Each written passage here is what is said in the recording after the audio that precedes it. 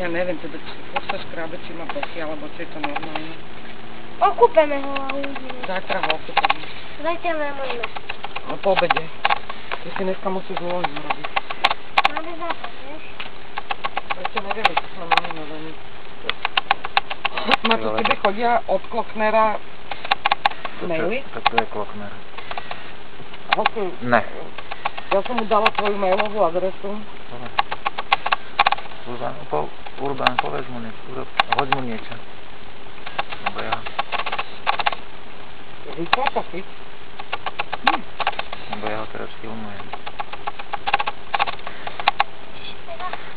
Rýchlo to chyť. To také chlopina ešte.